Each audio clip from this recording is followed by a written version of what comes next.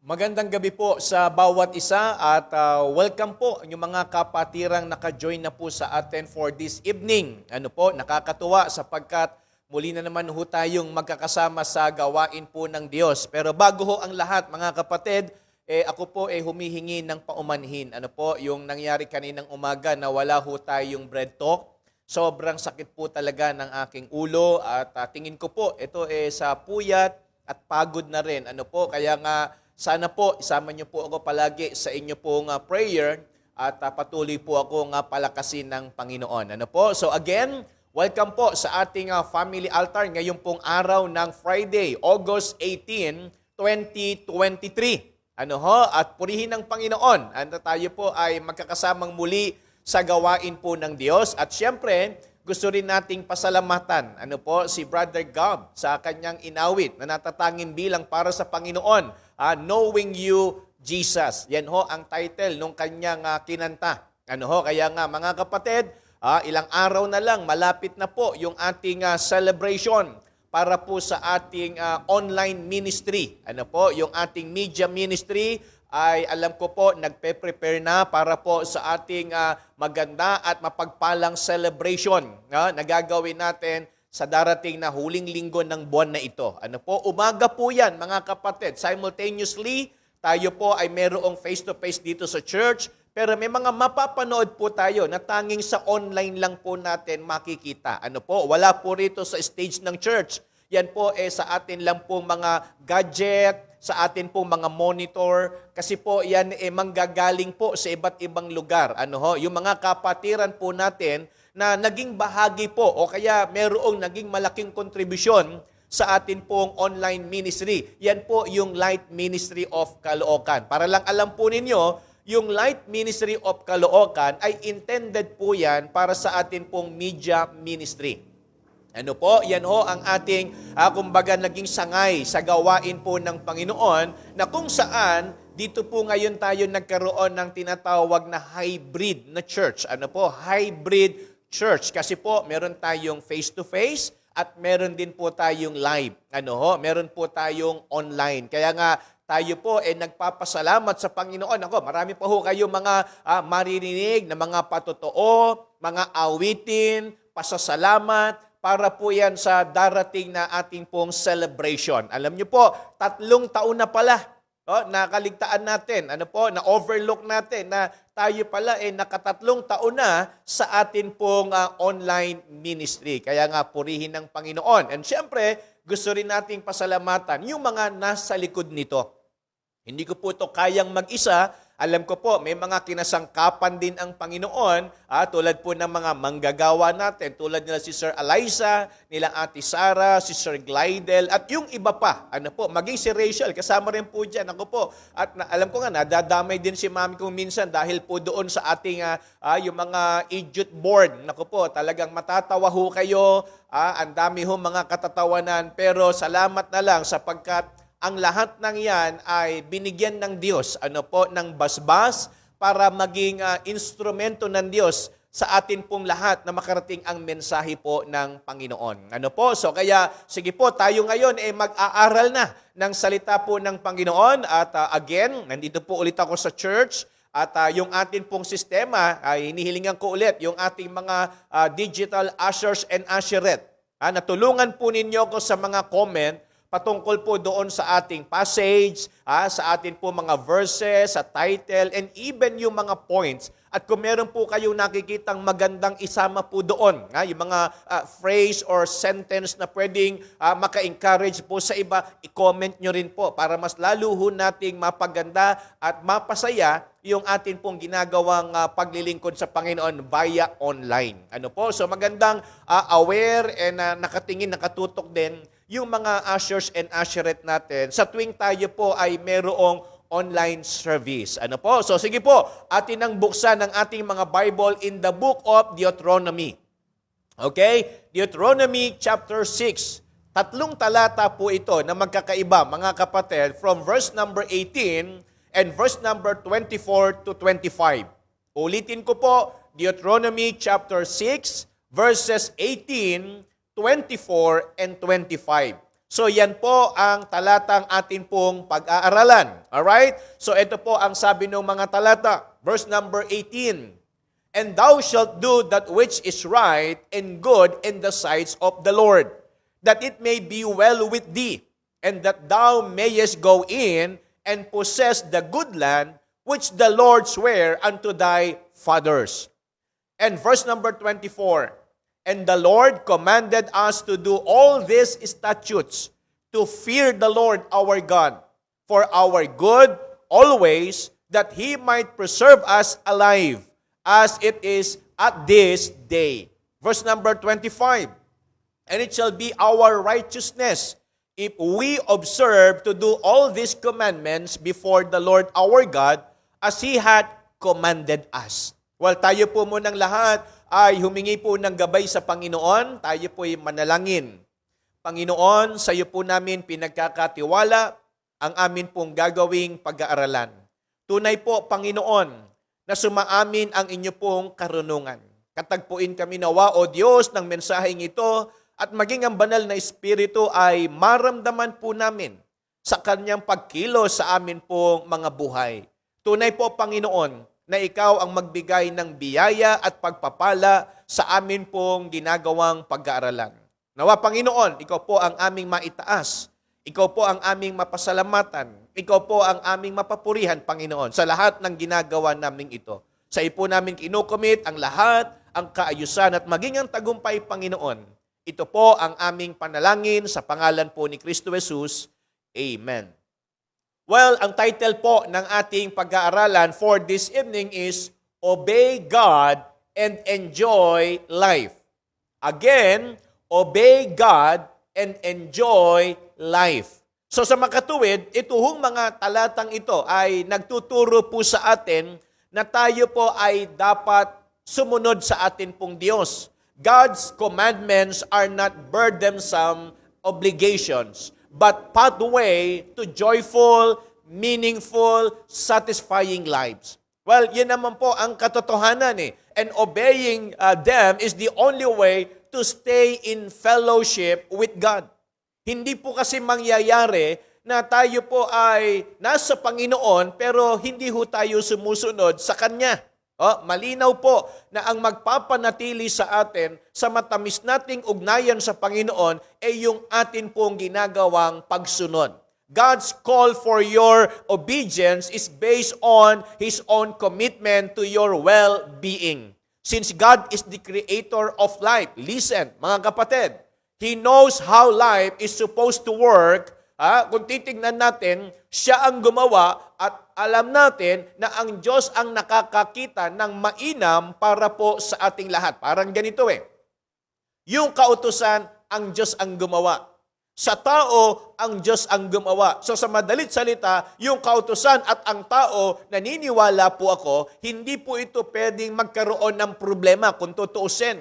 Na hindi sila maging okay. Kasi nga, hindi gagawa ang Diyos ng kautusan na hindi magagawa ng tao. At hindi siya gagawa ng tao na hindi masusunod yung kautusan ng Panginoon. Yun nga lang, He knows how life is supposed to work. Ang Diyos ang nakakaalam kung paano gagana ang ating buhay, kung paano tayo dapat mabuhay sa mundong ito. And obedience demonstrates your willingness to follow through on what He says is best.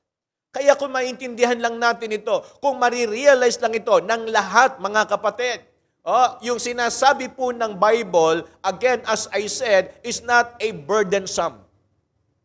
Hindi parang tayo po ay inuobliga. Hindi yung parang tayo po ay parang nabibigatan kapag tayo po ay sumusunod sa Panginoon. Kung ang pag-uusapan ay pagsunod sa Kanya, naniniwala po ako, yan ay dapat bunga ng pag-ibig natin sa Diyos.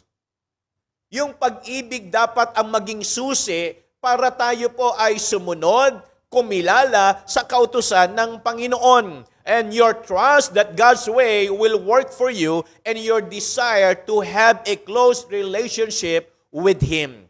So it is very clear according to verse number 18, and thou shalt do that which is right and good in the sight of the Lord. and that it may be well with thee, and that thou mayest go in and possess the good land which the Lord sware unto thy fathers. So meaning, dapat po maintindihan natin na tayo pong mga nilikha ng Diyos. Mga kapatid, uulitin ko, kung yung nilikha ay bagay sumunod sa kautusan, mga kapatid, hindi lang ho tayo nilikha ng Diyos, niligtas pa po tayo ng Diyos. Naintindihan po ninyo? Hindi lang ho tayo nilikha, tayo po ay nakaranas ng pagliligtas ng Panginoon sa atin pong mga buhay. Kaya nga kung tutuusin, ito hong istoryang ito, mga kapatid, patungkol din po sa bayan ng Diyos na kung saan sila po ay alipin sa Ehipto. At bukod sa sila po ay alipin sa Ehipto, mga kapatid, wala ng direksyon ang kanilang mga buhay.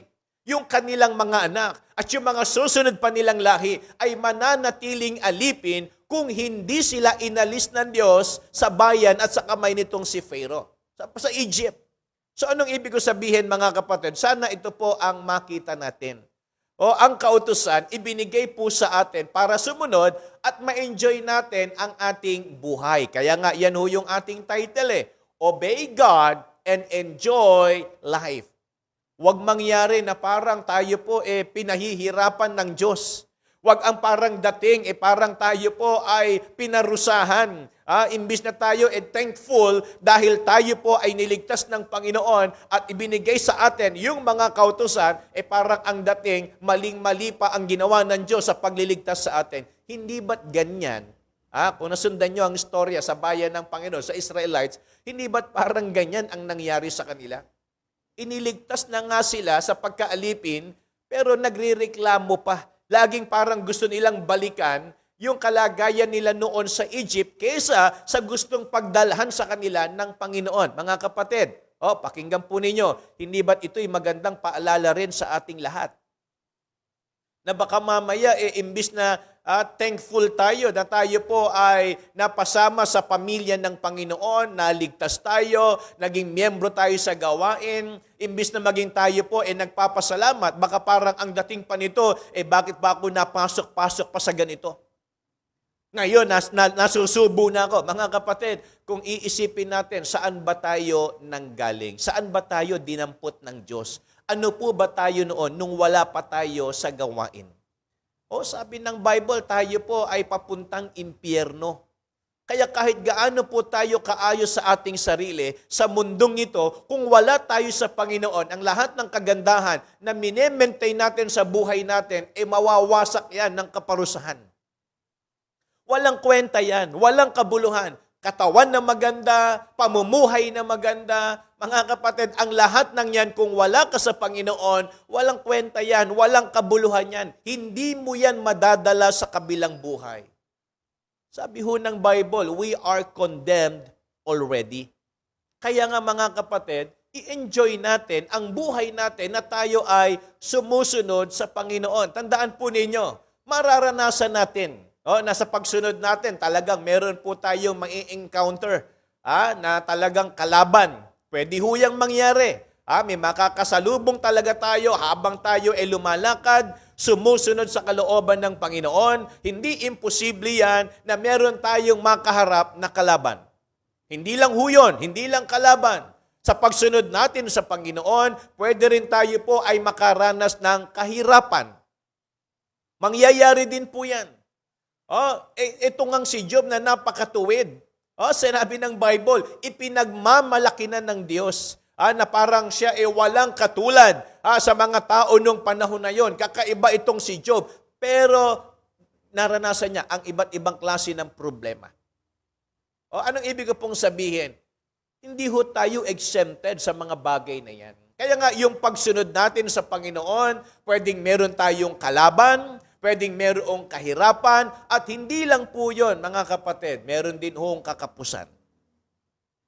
Talagang darating ang time na parang mararamdaman natin na talagang ang hirap-hirap ng ating kalagayan, walang-wala, pero tandaan po ninyo, dito ho sa ating pag-aaralang ito, lahat ng mga bagay na inilalagay ng kaaway na mali, yung mga maling pananaw, yung mga maling prinsipyo, yung mga maling haka-haka, yung mga maling akala, lahat ng yan mabubura dito ho sa ating pag-aaralan. Kaya nga maganda ho ito obey God and enjoy life. Lahat tayo gusto natin maging masaya sa buhay. Tama po ba? Lahat ho tayo gusto natin nag-e-enjoy. Pero mga kapatid, kung titignan nyo ito, sa mundo, magastos ang enjoyment. Sa mundo, magastos yung happiness. Bakit? Kasi kailangan, dapat lagi kang sikat, dapat laging mamahalin, dapat lagi kang nasa sentro, so laging ganun. Pag namasyal ka, hanggat maaari, gugustuhin mo yung the best na pasyalan. Tama po ba ako? Kung bibili ka ng gamit, hanggat maaari, ang gusto mo, yung the best na gamit, the best na gadget, di ba? The best na kung mga kagamitan, mga kasuotan. Ang gusto natin hanggat maaari, laging ganun. Di magastos ngayon. Anong ibig ko po sabihin, mga kapatid? Kung titignan natin, yung talagang ma-enjoy natin sa buhay natin, kung tutusin, kung sa mundo tayo titingin, mapapamahal tayo. Pero kung ang titignan natin, yung ating kalagayan sa harapan ng Panginoon, mga kapatid, apakadali. Alam niyo kung paano? Obey God. Sumunod lang tayo sa Panginoon and then, ma-enjoy natin ang ating mga buhay. Ito ho, mga kapatid, yung mga bagay na magandang i-consider natin mula po dito sa ating pinag-aaralan. Number 1, the promise. Ano po ba ang pangako ng Diyos para ma-enjoy natin ang ating buhay? Balikan lang ho natin para lang po may idea kayo. Verse number 18, and thou shalt do that which is right and good in the sight of the Lord, that it may be well with thee, and thou mayest go in and possess the good land. Mga kapatid, take note. Kung meron ho kayo mga hawak na Bible, guhitan nyo ho yung good land dyan. Good land. Ang sabi, which the Lord swear unto thy fathers. Hindi ba't yung good land dyan, yun yung tinatawag na promised land. Yan yung pangako sa kanila ng Panginoon na ibibigay sa kanila oras na sila ay sumunod sa Diyos. Kasi kung tutuusin, aanhin ba ng Panginoon ang yaman ng mundo? Aanhin ba niya ang pera sa sanlibutan? Aanhin ba niya ang mga ginto? Aanhin niya ang mga lupa? Aanhin niya yung mga mamahaling bagay sa mundong ito? Ang lahat ng yan, sabi ho ng Bible, walang kabuluhan yan sa harapan ng Diyos. Di ba't pinatotohanan na nga yan ni King Solomon? All is vanity. Pero pwede nating ma-enjoy yung mga bagay na meron sa paligid natin once na matutunan nating sumunod sa Panginoon. Kasi yan ang sabi ng Bible tignan po ninyo, verse number 24. And the Lord commanded us to do all these statutes, to fear the Lord our God, for our good always. Take note, kanina, good land. Yung pangalawa, sa verse number 24, good always, for our good. So, ibig sabihin, may magandang lugar na gustong pagdalan sa atin ng Panginoon at sa pakiramdam, lagi ang gusto ng Panginoon, lagi tayong maayos. Yan ang gusto niyang mangyari. Kung titingnan ho ninyo, kung kayo po ay nag-iisip, habang tayo po ay nag-aaral ngayon ng salita ng Diyos, yung kautusan para po sa anong dahilan? Naintindihan niyo po ba yung ibig kong sabihin? Yung kautusan, ibinigay ba yan para pahirapan tayo or ibinigay yan para tayo ay pagpalain? Sipin nyo hong maigi, mga kapatid, mula ho sa mga talatang ito, ibinigay ba yung utos para tayo ay pahirapan o ibinigay yung utos para yung gustong ibigay sa atin ng Diyos na maganda at mabuti mangyayari? Yan ho ang sabi ho kasi rito for our good always, that He might preserve us alive, and as it is at this day. And verse number 25. And it shall be our righteousness if we observe to do all these commandments before the Lord our God, as He had commanded us. Alam nyo sabi rin sa Exodus chapter 15, verse number 26. Pakinggan po ninyo. And said, if thou wilt diligently hearken to the voice of the Lord thy God, and wilt do that which is right in His sight, and wilt give ear to His commandments, and keep all His statutes, I will put none of these diseases upon thee. Sabi ho ng Panginoon, ganito po kasimple. Kung susunod kayo sa akin, if thou wilt diligently hearken to the voice of the Lord thy God, and wilt do, yan ho yung sabi nung talata, that which is right in God's sight, and will give ear to His commandments, and keep all His or God's statutes, I will put none of these diseases upon you. Hindi kayo magkakasakit, hindi kayo mamamatay, hindi kayo madadamay sa curse. Mga kapatid, ito ho ang pangako ng Panginoon. Kaya nga bago ho natin tignan na yung kautusan parang mahirap gawin or parang mabigat sundin, tignan nyo po muna, para kanino ba talaga ito? Kung tutusin yung kautusan ay hindi naman po para sa Diyos. At hindi po magbabago ang kalagayan ng ating Diyos kung susunod tayo o hindi. Uulitin ko po mga kapatid, hindi mababago ang kalagayan ng Diyos kung susunod tayo o hindi sa kanyang mga utos. Ang totoo niyan, ang maaapektuhan tayo. Pag sumunod tayo, anong sabi ng Bible? I will put none of these diseases. Walang mangyayaring hindi maganda sa inyo. Walang mangyayaring masama sa inyo. Hindi kayo magkakasakit, hindi kayo mamamatay, which I have brought upon the Egyptians, for I am the Lord that healeth you. So meaning, yung promise ng Panginoon sa utos niya, kapakinabangan ng mga susunod.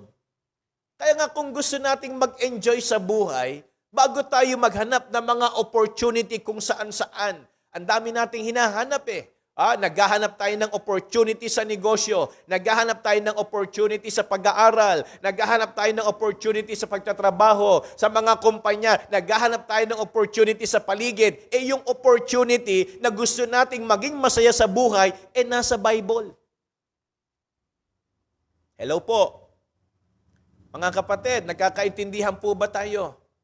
Gusto nating maging masaya sa buhay, hinahanap natin kung saan-saan. Gusto natin nag-e-enjoy sa mga bagay at sa mga pasyalan tayo naghahanap. Kung tutuusin, kung gusto mong maging masaya sa iyong buhay, yung Biblia ang sundin mo. Yung sinasabi ng Panginoon, yung inuutos niya, at titiyakin ko sa iyo, kapag ginawa mo yon, sabi ng Panginoon, ito ang susunod na mangyayari. Ibibigay niya yung mga bagay na nauukol para sa iyo. Gaya na sinabi ko nga kanina, ang Diyos ang lumikha sa tao. Pakinggan po ninyo, ang Diyos ang lumikha sa tao. At siya po ang gumawa ng mga kautusan. So sa madalit salita, kung ikaw ay nag-iisip, hindi mo ilalagay yung sarili mo doon sa hindi magiging maayos yung gawa mo. Kung ang tao pwedeng magkamali, pero ang Diyos hindi. Parang ganito po Di ba't may mga sasakyan na napapaandar ng diesel?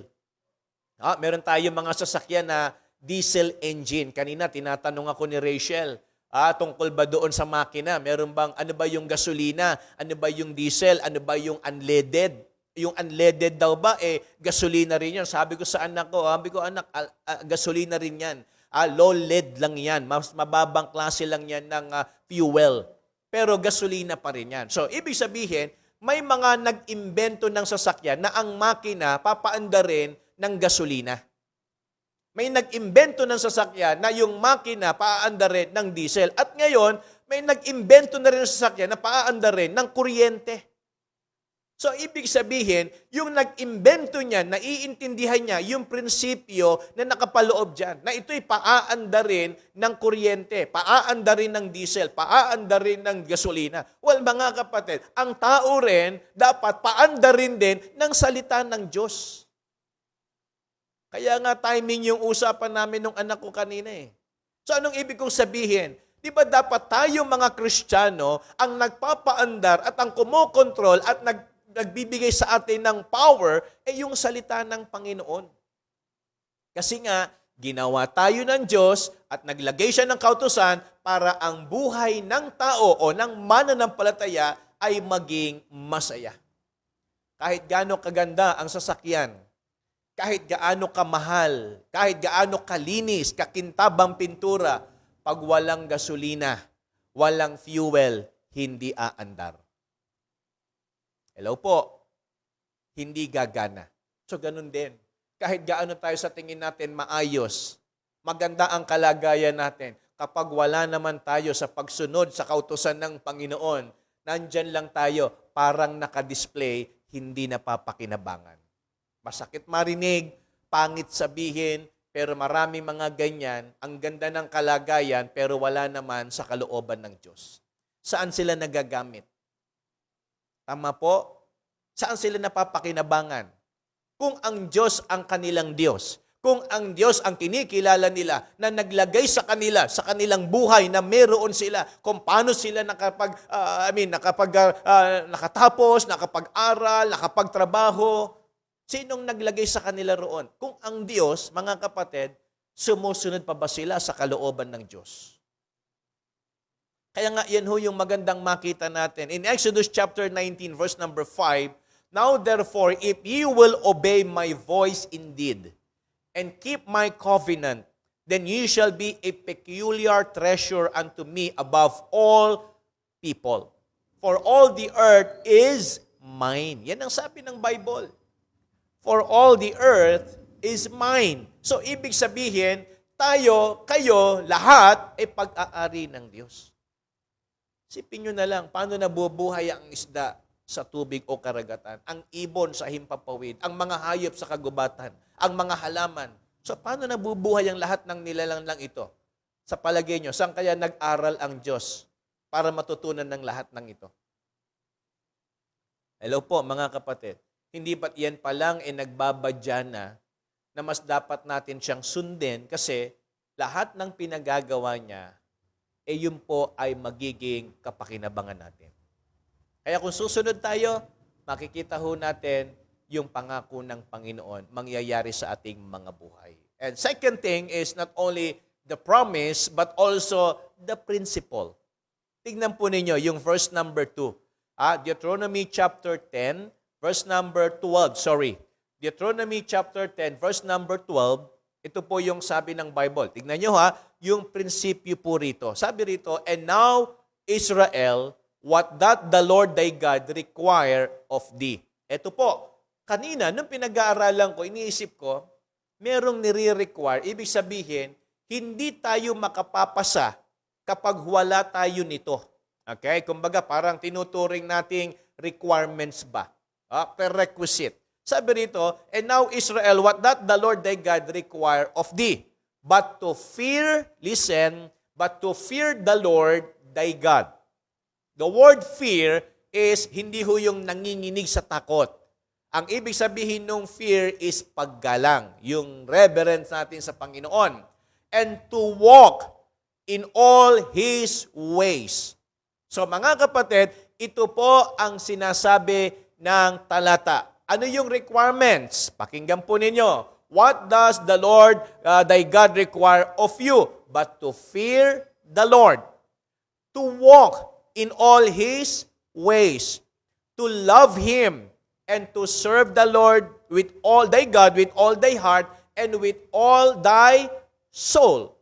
So sa madalit salita, yung salitang walk ay yung pamumuhay natin sa Kanya pong kalooban. Kaya kapag tayo po, mga kapatid, sumusunod sa Panginoon, yun ho ay pagpapatunay lamang ng pagkilala natin sa Kanyang mga inuutos. So pag sinabing requirements, hindi po pwedeng wala ito. Kung kayo po ay mag-a-apply na bumili ng sasakyan, kung iyan po financing, may mga tinatawag na requirements. Merong mga bank statement. Okay? Kahit nga sa pagbili ng lupa o ng bahay yung mga real estate, merong bank statement. Meron po mga, payslip. Yung sweldo ninyo, kung magkano, yung mga valid ID. So pag medyo kulang yan, mga kapatid, nag-iisip yung nag-aasikaso ng mga dokumento natin. Kasi nga, ang tawag dyan, requirements. Sa pag-a-apply, ganun din. May requirements na tinatawag. Pag mag-a-apply kayo, kailangan itong portfolio nyo, kompleto, yung resume ninyo, dapat may nakalagay na ganito. Or else, baka hindi kayo matanggap or ma-approve. So kaya yun po yung sinasabi ko, mga kapatid. So sa madalit salita, ito po ang prinsipyo ng Panginoon. Kasi ito ang tanong natin. Gusto po ba nating maging masaya tayo sa ating buhay? Sige nga po, mga kapatid. Matanong ko na po kayo, gusto po ba ninyo na maging masaya ang inyo pong buhay? Ngayon, tinuturo po sa atin ng Diyos yung prinsipyo.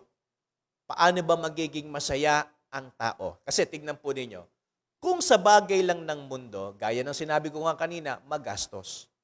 Kasi para maging masaya tayo, kung meron tayong ginugusto, hanggat maaari, ang gusto ng tao, yung best. Tama po ba ako? Kung bibili tayo ng gadget, hanggat maaari, latest o kaya yung best. Nandun na lahat. Kung bibili tayo ng lupain, gusto natin sa magandang lokasyon, gusto natin malaki yung bahay, may kusina, may etc. Yun ang gusto natin. Pero ang totoo niyan, mga kapatid, matapos nang makuha natin ang lahat ng yon, hindi pa tayo natatapos doon. Naghahangad pa tayo ng mas higit. Tama po ba ako? So sa madalit salita, yung atin pong gustong i-enjoy, pwede hong pansamantala lang o ngayon lang. Mawawala rin kaya kagad. So sa madalit salita, ito po ang sinasabi ho ng Bible sa atin na magandang matutunan natin. Kung susunod tayo sa Panginoon, simula ngayon hanggang sa magwakas tayo sa mundong ito, or kung tayo'y kunin ng Panginoon, simula ngayon hanggang sa dulo nito, sisiguraduhin ko po sa inyo, magiging masaya ang buhay natin basta't matutunan nating sundin ang Panginoon. Lumakad lang tayo sa kalooban niya. Yan po ang mangyayari, mga kapatid. Kasi nga, anong sabi ho ng Panginoon? What doth the Lord thy God require of thee? So, kung tayo po, sinasabihan ngayon ng Panginoon, gusto niyo maging masaya, obey God. Obey God and enjoy life. Amen? So, tingnan nyo ho. Sabi po ng Deuteronomy chapter 10, verse number 13, yung karugtong, to keep the commandments of the Lord and His statutes, which I command thee this day for thy good. Kaya maling-mali ho, mga kapatid, na yung kautosan, pinahihirapan tayo. No, hindi ho totoo yun. Hindi ho ganun ang ginawang kautosan ng Diyos. Hindi niya ho ginawa yun para maghirap tayo. Hindi niya ginawa yun para parusahan tayo. Ginawa niya yun para mag-enjoy tayo sa buhay. Yan ho ang totoo dyan, mga kapatid. Kaya tingnan niyo itong sinabi ni Job. Job chapter 35, verses 7 to 8. Maganda po ito, mga kapatid. Pakinggan po ninyo, pakinggan po ninyo. If thou be righteous, listen, what givest thou him? Or what receiveth he of thine hand? Thy wickedness may hurt a man as thou art, and thy righteousness may profit the son of man. So, tignan nyo yung prinsipyo. Yung ikaw gumawa ng mali, sabi rito, gumawa ka ng tama, if thou be righteous, what givest thou him? Or what receiveth he of thine hand? Thy wickedness may hurt a man as thou art. So, parang ewan ko po, correct me if I'm wrong. Yung gumawa ka ng mali, may nasasaktan. Yung gumawa ka ng tama, tapos wala lang. Hello po. Ewan ko kung naintindihan niyo po yung ibig ko sabihin. Subukan mong magsalita ng hindi maganda sa ibang tao, may masasaktan. Pero subukan mong gumawa ng maganda sa ibang tao, may matutuwa. Tama po. Hello po, mga kapatid. So sa madalit salita, yung pagsunod natin sa Panginoon, hindi ho po pwedeng mabaliwala. Kung binabantayan ng Diyos yung mali sa buhay natin, binabantayan din ho ng Diyos yung tamang ginagawa natin. Kaya nga hindi ho sayang ang sumunod, hindi ho sayang ang magpasakop, hindi ho sayang ang ginagawa natin para sa Panginoon. Kaya nga yan ho ang tandaan po ninyo, mga kapatid, sa atin pong ginagawang pag-aaral. Yan ho ang prinsipyo ng Panginoon patungkol sa kanyang mga utos. And last but not the least is the pleasure. Ito ho yung context ng chapter 6. Tignan po ninyo, verses 20 to 21. And when thou thy son asketh thee in time to come. Darating ang panahon, parang ganito eh. Yung mga anak natin, yung mga binata, dalaga, mag-aasawa yan, mag-aanak. Kami, si Rachel, yan, tinatanong niya kami. So tingnan nyo, and when thou son asketh thee in time to come, saying, what mean the testimonies and the statutes and the judgment which the Lord our God hath commanded you? Ito po, kung magagawin natin, ano bang tawag doon? Medyo parang, dramatic. Medyo gawin natin parang dramatic yung atin pong verse number 20. Dumating yung panahon, inabutan tayo, nakita ng mga anak natin, naglilingkod tayo sa Panginoon. At isang araw, tinanong ka ng anak mo, sabi sa iyo, Tay, Nay, ano po bang masasabi nyo sa patotoo ng Diyos, sa kanyang mga utos at sa kanyang mga hatol na ibinigay sa inyo ng Panginoon? Verse 21. Sana ho, nakikinig tayong lahat. Verse 21. Then thou shalt say unto thy son, we were Pharaoh's bondmen in Egypt, and the Lord brought us out of Egypt with a mighty hand. May sasabihin kaya tayong maganda sa naranasan natin sa ginawa ng Diyos sa atin? Hello po. Kasi eto ho yung maganda dyan eh. Yung mga anak natin, kung gusto rin natin silang magkaroon ng magandang kalagayan, masayang kalagayan sa Panginoon, ang makita sa atin, kapag tayo may ginagawa sa Panginoon, hindi ho dapat kabigatan. Ulitin ko po, alam ko po na ang bawat isa mayroong kinakaharap na kahirapan. Lahat ho tayo, dumadanas ho tayo ng kakapusan, kaya nga kung saan-saan na lang talaga humahanap tayo ng paraan para yung income natin madagdagan pa dahil sa totoo lang, kung sweldo lang, kulang. Imagine niyo na lang po, kung kayo nga po sa sweldo ninyo kinukulang paano na lang po yung mga tinawag ng Diyos? Paano na lang po kami mga naglilingkod? Paano na lang ho kami na talagang wala naman ho kaming regular na sweldo? So isipin niyo po kung paano namin inaharap din yung kahirapan at kakapusan sa buhay. Pero ito ho ang maganda dyan. Kapag sinabi ho nating kautusan, kasi ito ho sabi, what mean the testimony and the statutes and the judgment which the Lord our God hath commanded you? Ano ang masasabi ninyo sa mga inutos at pinagagawa ng Diyos sa inyo? Kung gusto natin sila maging kagaya natin na masaya, makita ho nila tayong masayang nagbibigay, makita ho nila tayong masayang kumakanta, makita ho nila tayong masayang pumupunta ng church, makita ho nila tayong masayang sumusunod sa Panginoon. Walang reklamo, walang mga kung ano-anong alingas-ngas, sumusunod tayo ng buong puso sa ating Panginoon. Dahil pag hindi, yung mga bata na yan, susunod sa yapak natin. At ang susundan nila ay yung mga kagaya nitong mga Israelita na pinakakain na nagrereklamo pa. Tama po ba mga kapatid? Inaalis na sa pagkaalipin, marami pang reklamo. So mga kapatid, imagine po ninyo kung yun ang makikita nila. Kaya nga, alam niyo ba sa kabuuan ng istorya, malungkot yung kanilang naranasan. Bakit? Sapagkat imbis na sila'y nagpasalamat, hindi sila natutong magpasalamat. Alam mo, sabi nga lang Exodus chapter 13 verse number 3, and Moses said unto the people, remember this day in which ye came out from Egypt, out of the house of bondage, for by strength of hand the Lord brought you out from this place. There shall no leavened bread be eaten. So, ibig sabihin, hindi ho sila pinabayaan ng Panginoon. Kaya nga, ano yung kwento nyo? Sabi ng mga tao, kami ay dating alipin sa Ehipto na pinalaya ng Diyos. Sana ang nadidinig sa atin ng mga taong nakapaligid sa atin, lalo na ng mga anak natin, masaya tayo sa paglilingkod. Sana ang nakikita nila, masaya tayong sumusunod. Kaya nga para po sa ating paglulundo, sabi ho ng James chapter 1 verse number 25, but whoso looketh into the perfect law of liberty and continueth therein, he being not a forgetful hearer, but a doer of the work, this man shall be blessed in his deed.